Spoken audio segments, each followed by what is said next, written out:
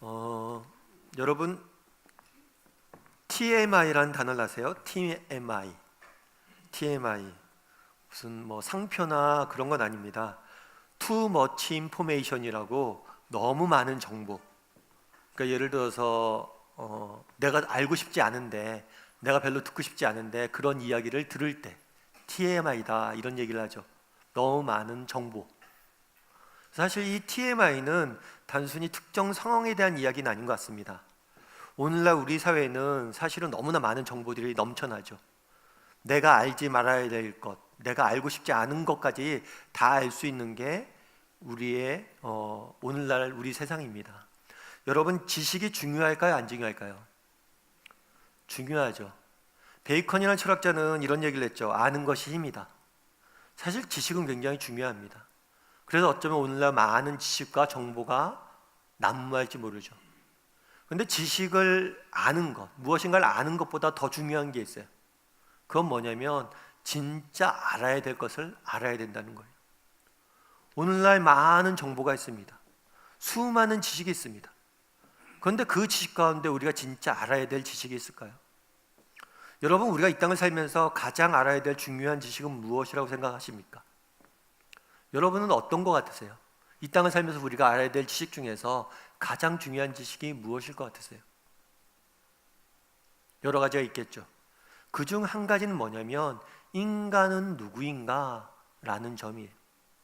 우리는 과연 어떤 존재인가? 성경도 마찬가지입니다.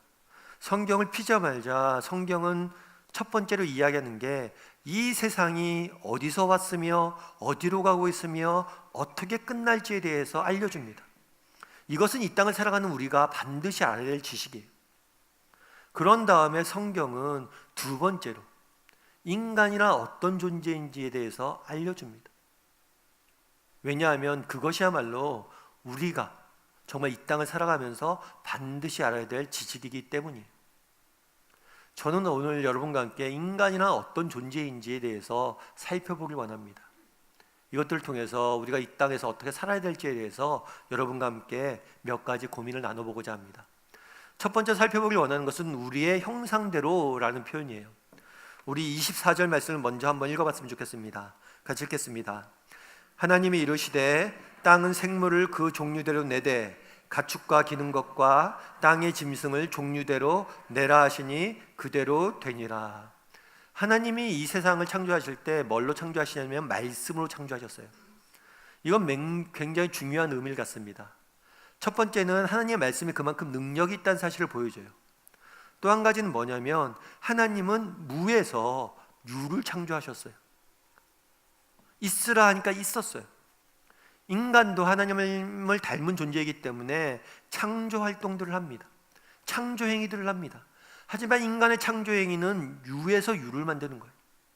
그런데 하나님께서는 무에서 유를 말씀으로만 만드셨어요. 이건 굉장히 중요한 가치를 갖습니다. 결국에 이 세상 모든 것의 주권은 하나님에게 있음을 보여줘요. 그런데 하나님이 세상을 만드실 때 하루에 한순간에 확 만들지 않았어요.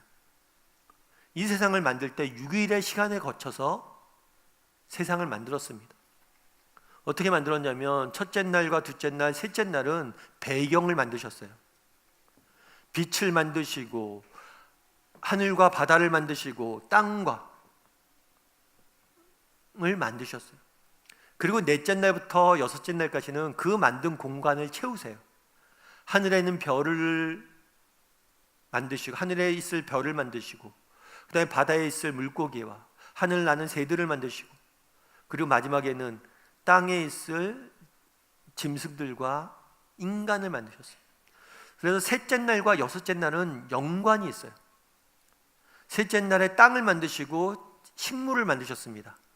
그리고 여섯째 날에는 이 땅에서 머무를, 땅에서 거주할 동물과 인간을 만드시고 셋째 날 만드신 식물을 인간에게 먹을 것으로 주셨어요. 여기 셋째 날과 여섯째 날은 쌍을 이룹니다. 그런데 재밌는 것은 나머지 동물들과 별들과 이 세상 모든 만물은 말씀을 만드셨는데 인간을 만들 때는 독특한 방법과 독특한 계획을 가지고 만드는 것을 볼 수가 있어요. 이것은 고대 사회가 갖고 있는 신화와는 좀 다른 겁니다. 고대 사회에는 신화가 많아요. 그리고 이 세상이 어떻게 창조되었는지 여러 가지 전설들이 많습니다. 그런데 대부분의 고대 사회의 신화들은 세상을 하나님께서 신이 인간을 만들 때 우연히 즉흥적으로 만들었다고 많이 이야기를 해요. 혹은 신들 사이의 갈등 가운데 인간이 만들어졌다는 이야기를 많이 합니다. 그런데 성경은 전혀 달라요. 성경은 특별한 계획과 목적, 방법으로 인간을 만들었다 설명하고 있어요. 그러면 어떤 점에서 인간은 특별히 만들어졌느냐, 이걸 통해서 하나님께 주시고자 했던 메시지는 뭐냐는 거죠. 26절 말씀 한번 같이 읽어봤으면 좋겠습니다. 같이 읽겠습니다. 하나님이 이르시되 우리의 형상을 따라 우리의 모양대로 우리가 사람을 만들고 그들로 바다의 물고기와 하늘의 새와 가축과 온 땅과 땅에 기는 모든 것을 다스리게 하자 하시고, 26절에 보면 반복되는 표현이 하나 있어요. 그건 뭘까요? 우리라는 표현이에요. 우리의 형상을 따라 우리의 모양대로 누가요? 우리가 만들자. 그렇다면 왜 우리라는 이야기를 강조했을까요? 왜 하나님의 형상이라고 표현하지 않고 우리의 형상을 이라는 표현을 썼고 우리를 강조했을까요? 이 우리라는 표현을 통해서 우리가 알 수 있는 건 뭐냐면, 삼위일체, 신학적으로는 삼위일체 하나님을 표현한 거예요.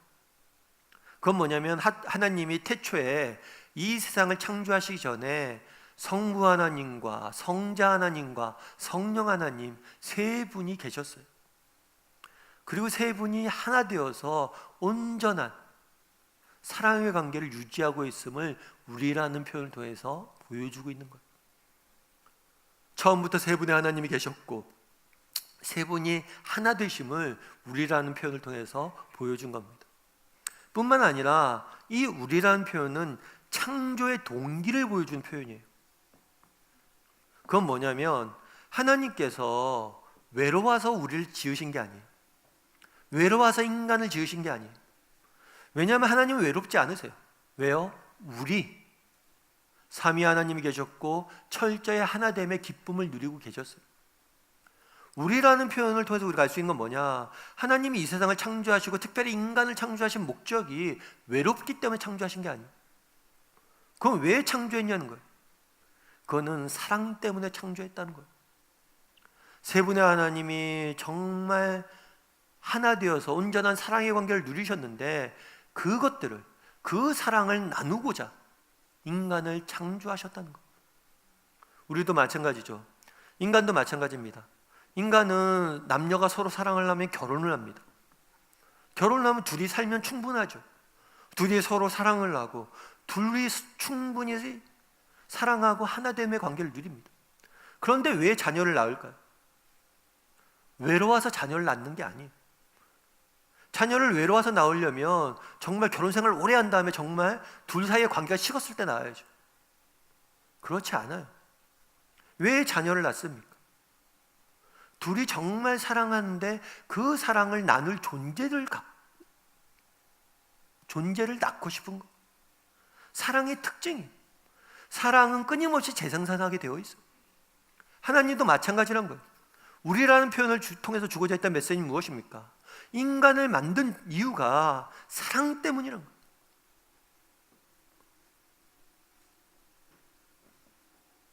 사랑 때문이고 정말 사랑을 함께 나누고자 인간을 만드신 거예요. 여기 시계가 하나 있다고 가정을 해봅시다. 이 시계가 좋은 시계인지 나쁜 시계인지 아는 방법은 뭐가 있을까요? 이거 브랜드를 보면 알 수 있을까요? 야, 유명한 브랜드네 하면 좋은 시계일까요? 이 시계가 좋은 시계인지 나쁜 시계인지 디자인을 보고 알 수 있을까요? 예를 들어 그런 거죠. 이 시계를 가지고 못을 박는다고 한번 생각해 보십시오. 못을 막 박습니다. 시계로 못을 박으면 못이 잘 박힐까요? 안 박힐까요? 제가 어려운 거 물은 거죠. 잘 안 박히겠죠. 못이 망치가 아니니까. 이 시계는 못도 못 박네. 이 시계 나쁜 시계네. 이렇게 말하는 사람이 있을까요? 없어요.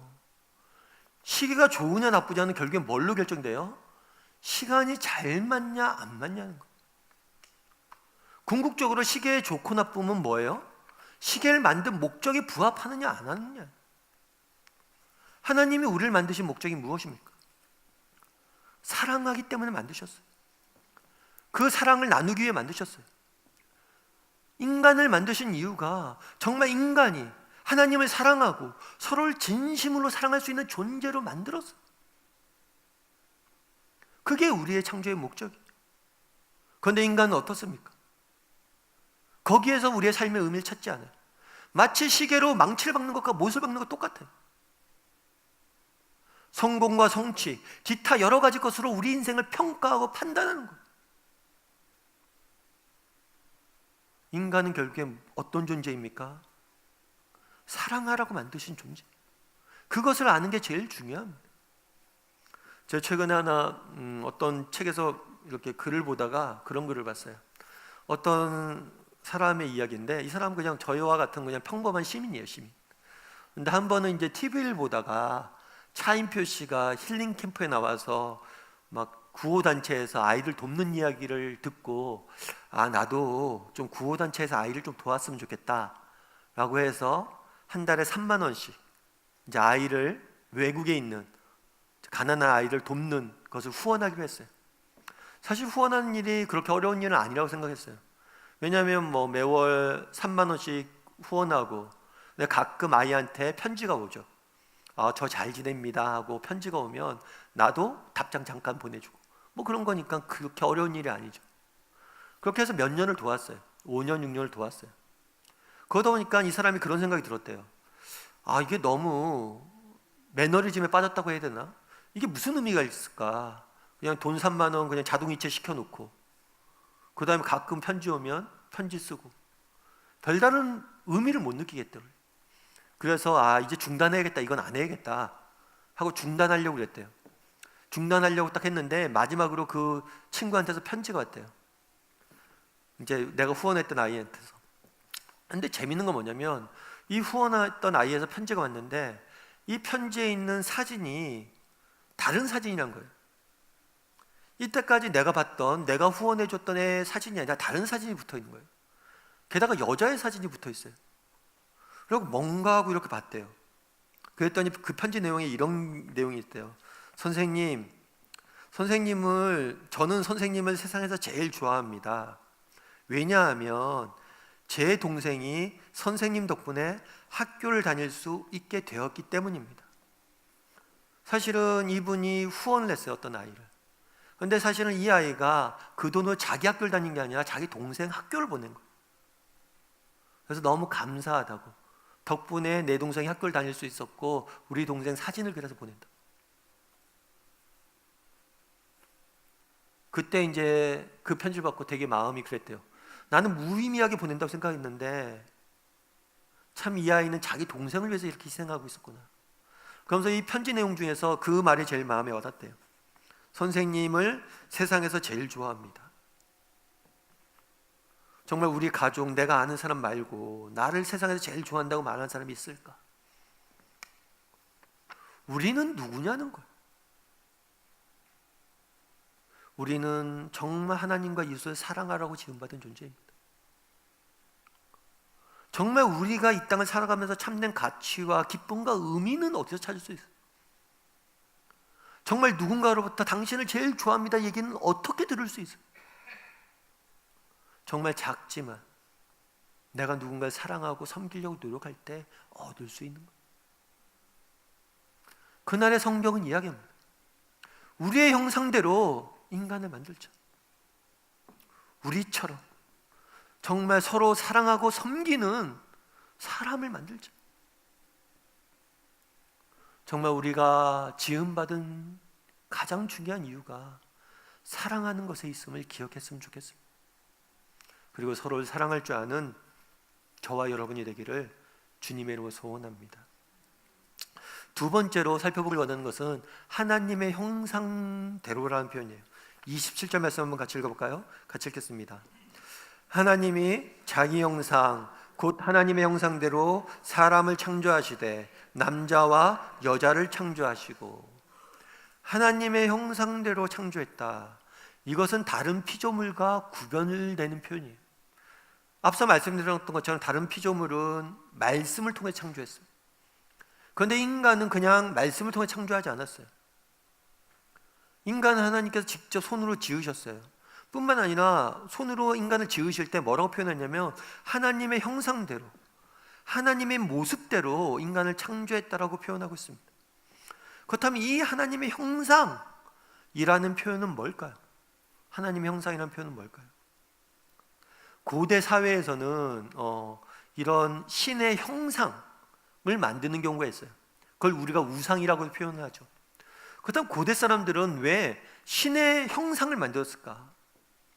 고대 사람들 사고에는 그런 게 있었어요. 신의 형상에는 그 신이 갖고 있는 특징들이, 그 신성들이 담겨 있다라고 생각을 했어요. 물론 똑같진 않지만, 부족하지만 신이 갖고 있는 그 성품들을 그 형상이 갖고 있다고 생각을 했어요. 뿐만 아니라 그 신이 일할 때 그 형상을 통해서 일한다고 믿었어요. 그래서 형상들을 만든 거예요. 마찬가지로 하나님의 형상대로 우리가 만들어졌다라는 건 뭐냐면 우리 안에 하나님의 모습들이 담겨져 있다는 거예요. 하나님의 모습들이 담겨져 있다는 거예요. 제가 예전에 한번 이렇게 어떤 드라마를 보면서 그런 장면을 본 적이 기억이 나요. 어떤 기자와 그 선배가 이제 대화를 하는 거예요. 기자와 선배가 이렇게 대화를 하는데 이런저런 대화를 하다가 그 선배가 그런 걸 물어요. 기자한테. 야, 너는 그런데 왜 기자가 되려고 그랬어? 왜 기자가 된 거냐? 그랬더니 그 기자가 그런 얘기를 하더라고요. 제가 왜 기자가 되려고 했냐면요, 사실은 제 아버지가 기자예요. 기자세요. 근데 어렸을 때 아버지를 보는데 아버지가 하는 일은 무엇이든지 너무나 멋있어 보였대요. 그래서 아버지가 하는 말투, 아버지가 행하는 그런 일들, 그리고 아버지의 직업까지 내가 닮고 싶어서 기자가 돼야지 생각을 했대요. 그리고 실제로 기자가 된 거죠. 그랬더니 선배가 그런 얘기를 하더라고요. 참 니네 아버지 돌아가셨지만 아버지가 네 얘기 들으면 정말 기쁘겠다. 이게 부모의 마음이죠. 정말 자녀가 나를 존경하고 나를 닮고 싶은 그런 사람이 되고 싶은 마음들이 부모가 있다는 거예요. 하나님도 마찬가지예요. 하나님 우리를 왜 지었을까요? 정말 하나님이 누리셨던 그 사랑을 나누기 위해서, 정말 인간이 정말 하나님을 사랑하고 인간을 서로를 사랑하는 존재를 짓기 위해 뿐만 아니라 그 인간이 자신을 닮아가길 원해서 나를 사랑하고 하나님을 사랑하고 하나님을 닮아가는 그런 존재를 만들고 싶었던 거예요. 결국에 우리의 궁극적으로 우리를 지으신 목적은 무엇입니까? 사랑입니다. 그리고 또 우리를 지으신 목적은 무엇입니까? 왜 하나님의 형상대로 지으셨습니까? 우리가 하나님을 닮아가길 원하시는 거예요. 예전에 제가 한번 김익두 씨라는 분이 계세요. 이 목사님이신데 이 목사님은 초대교회, 우리 한국의 초창기 기독교 복음화 부흥기를 이끌었던, 그러니까 기독교 복음을 전하기 위해서 헌신했던 그런 목사님이세요. 그런데 이 목사님은 특별한 이력이 하나 있어요. 그건 뭐냐면 원래 깡패였어요. 깡패였는데 복음 전도자가 된 거죠. 그래서 깡패였다가 복음 전도가 돼서 이 마을 저 마을 다니면서 복음을 전합니다. 그런데 그 당시만 해도 예수 믿는다고 해서 환영받지 못했어요. 한 번은 예수 믿으세요 하고 복음을 전하는데 어떤 사람이 물을 확 끼얹으면서 예수쟁이야 절로 떠나라고 그랬대요. 그랬더니 이 김익두 목사님이 뭐라고 했을까요? 그때 재밌는 얘기를 하셨어요. 무슨 얘기를 했냐면 예수는 내가 믿고 복은 네가 받는구나. 내가 예전에 깡패였으면 너는 어떻게 했다는 거예요? 넌 작살났을 텐데 내가 예수 믿어서 너 산 줄 알라. 그런 의미죠. 예수는 내가 믿고 복은 네가 받는구나. 그런데 사실은 진정한 복은 이 목사님이 받은 거죠. 뭘 받았어요? 그리스도를 닮아가는 거죠. 내 원대로 내 마음도 다 때릴 수 있죠. 부실 수 있죠. 그런데 우리의 진정한 복은 뭐예요? 하나님을 닮아가는 거. 하나님의 그날의 형상대로 지으셨어요. 왜요? 우리가 자신을 닮아가고자 하는, 닮았으면 하는 바람이 있는 아버지 되신 하나님의 마음을 이해해야 돼요. 또 한 가지 기억할 건 뭐냐면, 이 형상이란 단어는 어떤 단어냐면, 그 당시 하나님의 형상, 신의 형상, 이런 표현들은 누가 주로 썼냐면 왕들이 썼어요. 이집트의 왕 파라오도 뭐라고 얘기했어요? 나는 태양의 아들이다. 태양의 아들, 태양신을 닮은 존재다. 그래서 이 신의 모양, 신의 형상이라는 단어는 어떤 의미로 쓰였냐면 존귀한 존재임, 특별한 신분을 가진 존재임을 뜻하는 단어. 하나님의 형상으로 우리를 지었다는 것은 우리가 그런 만큼 특별한 존재라는 거예요. 신약시대 훗날 예수님은 뭐라고 이야기합니까? 하나님을 뭐라고 부르라고 이야기해요? 아버지라고 부르라고 이야기해요. 달리 이야기하면 하나님은 우리를 하나님의 자녀로서 지은 거예요. 하나님의 자녀란 특별한 신분 주시려고 인간을 지으셨다는 거예요. 특별히 창세기 2장 7절에는 이렇게 되어 있습니다. 우리 창세기 2장 7절 말씀 같이 한번 읽어볼까요?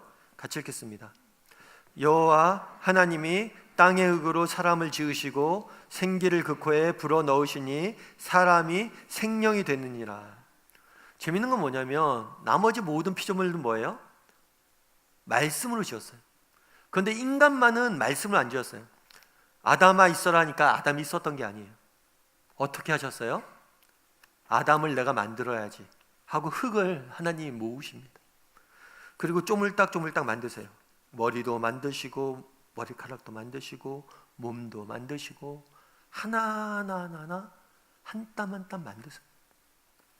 그럼 왜 흙으로 인간을 만들었냐는 거예요. 왜 그냥 아담아 있어라 그러면 아담이 생길 텐데 왜 한 땀 한 땀 만드셨냐는 거예요.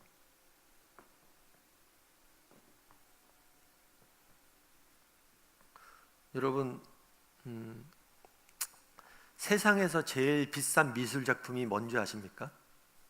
세상에서 제일 비싼 미술 작품, 저 앞에 보이는 작품이에요. 저 작품은 어떤 작품이냐면 레오나르도 다빈치라는 사람이 그린 살바토르 문디라는 작품이에요. 저 그림이 얼마나 할까요? 2017년도에 경매에서 저 그림이 낙찰이 됐습니다. 얼마에 낙찰이 됐을까요? 그 당시 낙찰가가 얼마였냐면 4,800억 원. 상상이 좀 하기 힘든 돈이죠. 저 그림 하나가 얼마라고요? 4,800억 원. 그런데 재밌는 건 저 그림이 50년 전만 해도 50년 전에, 그러니까 1960년대는 얼마에 저 그림이 팔렸냐면, 동일한 그림인데 똑같은 그림인데 그 당시엔 얼마에 팔렸냐면 45파운드. 우리나라 돈 한 7만 원, 10만 원 정도에 팔렸어요. 그러면 어떻게 저 10만 원짜리 그림이 50년 만에 500억 가까운 값어치가 나가는 그림이 됐냐는 거예요. 이유는 한 가지예요. 그건 뭐냐면 그 전에 10만 원에 팔릴 때는 저 그림이 손상이 되게 많이 돼 있대요. 그래서 가짜라고 생각했어요. 아, 이건 레오나르도 다빈치가 그린 게 아니라 다른 사람이 가짜로 읽은 거야. 가짜다. 가짜다고 하니까 10만 원에 팔린 거예요. 그런데 저게 진품이란 게 알려지자마자 얼마가 된 거예요? 5천억 가까운 돈이 된 거예요. 똑같은 그림인데. 똑같은 그림이에요. 그런데 10만 원짜리였다가 5천억이 된 거예요. 왜요? 진품이기 때문에.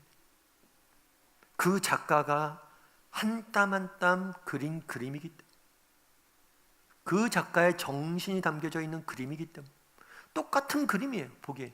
하지만 정신이 담겨져 있기 때문에 그 정신을 높게 친 거예요. 인간이, 위대한 인간이 아무리 위대한 작가라고 해도 하나님보다 위대합니까? 성경은 뭐라고 얘기해요?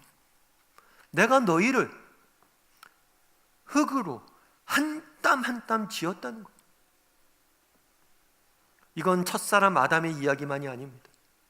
성경은 우리 각 사람, 우리 모태 중에 있을 때 하나님이 지으셨다, 내 모태 중에 하나님이 나를 지으셨다. 다윗은 노래. 우리 각 사람은 하나님의 작품이라. 존귀한 존재란 거.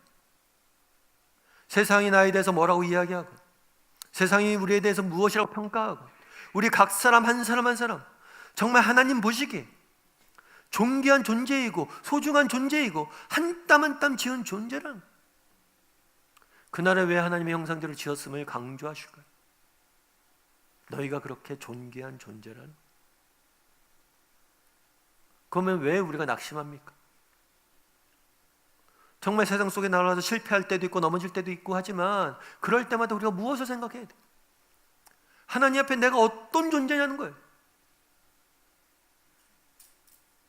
이 그림처럼 스크래치가 나고 볼품 없어지고 그래도 망가져버린 것 같은 그림일다 할지라도 작가의 정신이 남겨져 있는 작품이란 거. 바라기는 정말 하나님께서 왜 형상으로 지었다고 얘기했을까요? 왜 하나님께서 우리를 흙으로 한 땀 한 땀 지었냐는 거예요. 바라기는 우리 다음의 식구들이 내가 하나님 앞에서 어떤 존재로 지음받았는지 기억했으면 좋겠습니다.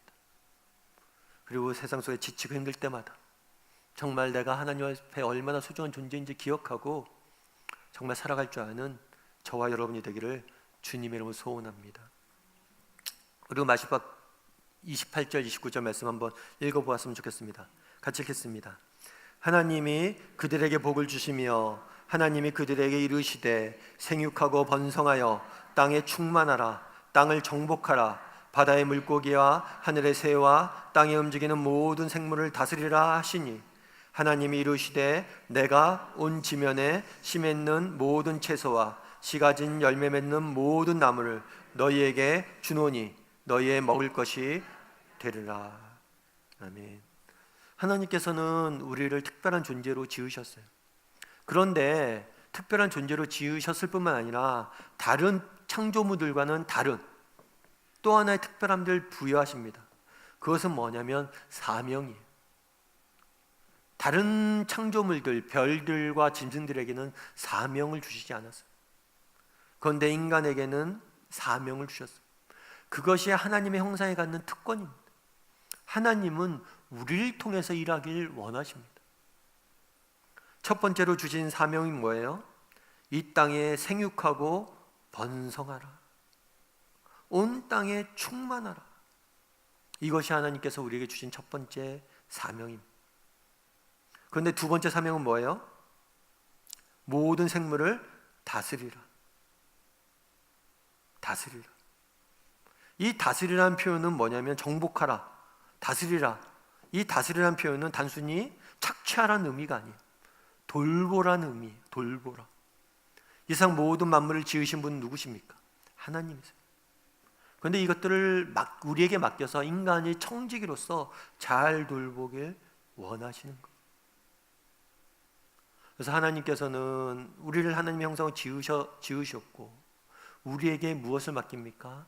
하나님께서 행하고자 했던 일들을 정말 우리에게 사명을 주시고 그 사명을 하시는 거예요. 그 사명은 무엇입니까? 이 땅에서 이 세상을 돌보는 것. 정말 내게 맡겨주신 사람들을 돌보고 정말 내게 주신 재능을 가지고 열심히 일하고 또 세상을 아름답게 바꾸어가고 그런 것이 우리가 해야 될 일들이라는 거예요.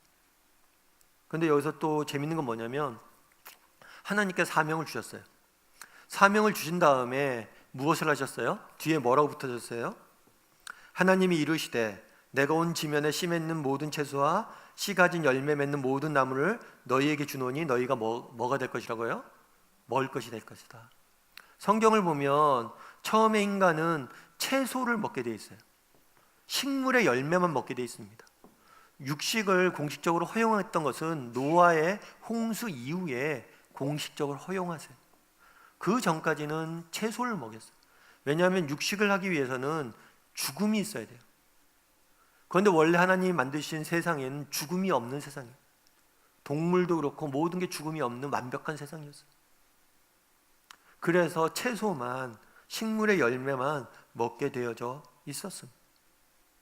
그런데 또 한 가지 주목할 건 뭐냐면, 인간은 오늘날 우리는 노동을 합니다. 이 노동의 대가로 우리는 어떤 재화를 얻어요. 이것은 인간이 타락한 이후에 나온 결과예요. 그전에는 어떻게 돼 있어요? 노동의 대가로 재화를 얻는 게 아니에요. 무엇을 합니까? 우리가 청지기직을 사명을 잘 감당을 하면 하나님이 그냥 채우시는 거예요. 재화는 하나님이 그냥 채워주시는 거예요.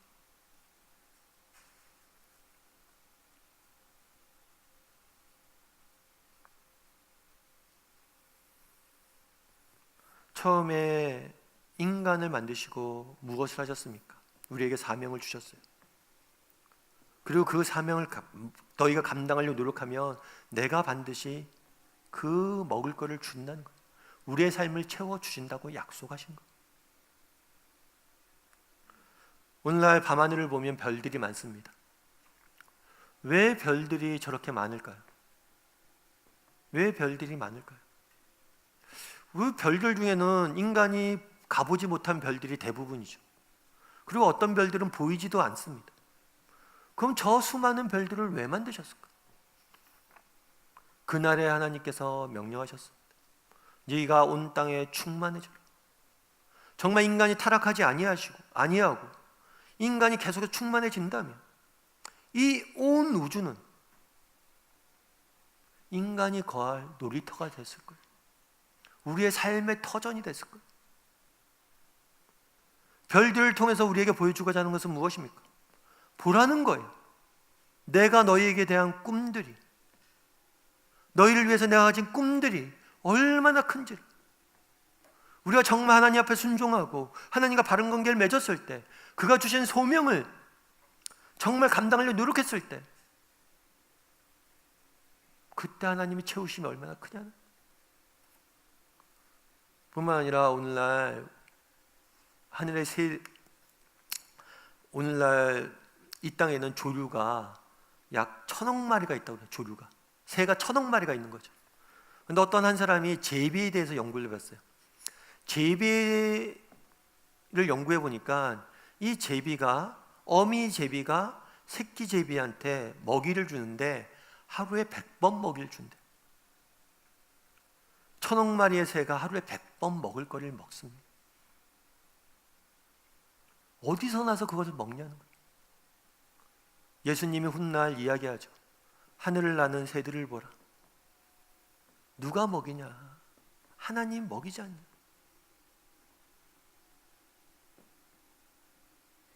그날 하나님 세상을 창조하셨습니다. 보라는 거예요. 창조하시고 뭐라고 이야기했습니까? 너희가 정말 내가 너희에게 맡긴 사람들을, 정말 너희에게 맡긴 이 세상을 돌보는 일에 열심히 해라. 그럼 내가 너희의 인생을 책임질 것이다. 바라기는 우리 다음의 식구들도 정말 여러분이 서 있는 그 자리, 그곳이 하나님의 여러분에게 보내신 사명의 땅임을 믿으시기 바랍니다. 여러분의 가족을 돌보고 내 일터에서 최선을 다해서 섬기고 정말 사랑을 전하는 사람이 되십시오. 그랬을 때 하나님께서 우리를 통해서, 우리의 인생을 통해서 놀라운 일들을 이루실 겁니다. 하늘의 별들과 새들을 보라.